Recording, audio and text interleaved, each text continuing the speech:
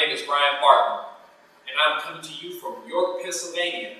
And I would like to welcome you to The World Is Your Stage, where you control the outcome.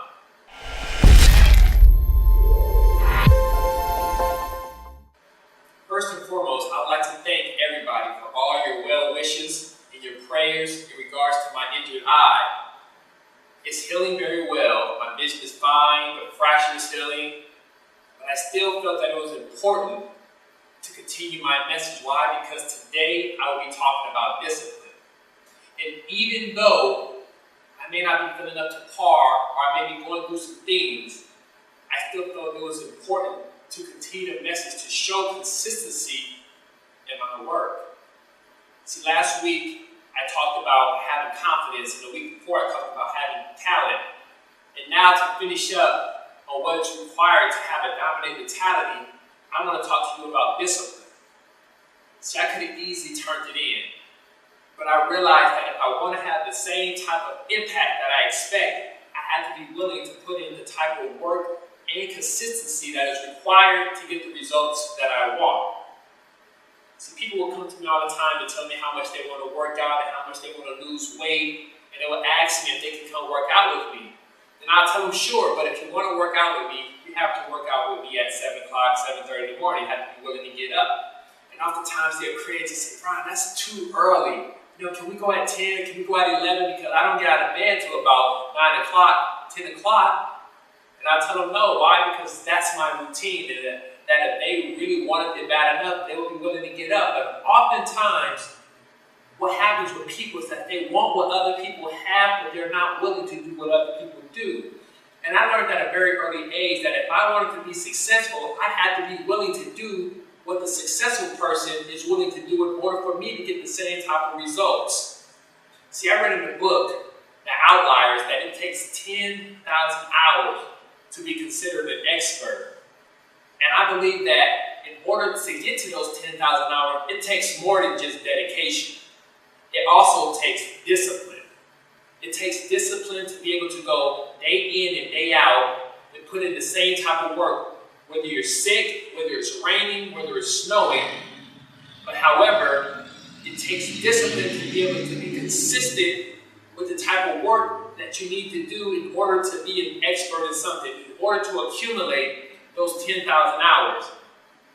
See, those people who are willing to put in that type of work are even willing to work odd hours. And that's why I'm coming to you, not just because I'm in a gym, but more so it's because I'm coming to you at an odd hour. It's very late outside, but I still felt that it was important to come to you with a message because it takes discipline to be able to do the type of things when we really do not feel up to par. See, I remember hearing about a documentary with Floyd Mayweather, and no matter what you think about the guy, he's a hard worker. But what was said was that he loves to work out at 2 a.m. in the morning. And the reason he does this is because he gets a thrill by knowing that when he's working out, his opponent is sleeping. And so while he's getting it in and boxing and getting his crunches in, running and stuff, he's actually having an advantage or gaining an advantage over his opponent while he's resting. And so a friend of mine and we decided to adopt that same mentality. So I would get up at 2 o'clock in the morning, I'd run by his house, we'll run 2 miles to the Great Western Forum where the Lakers would play, we'll run about 10 times around the big parking lot they had, and then we'd finish up and run back home those 2 miles.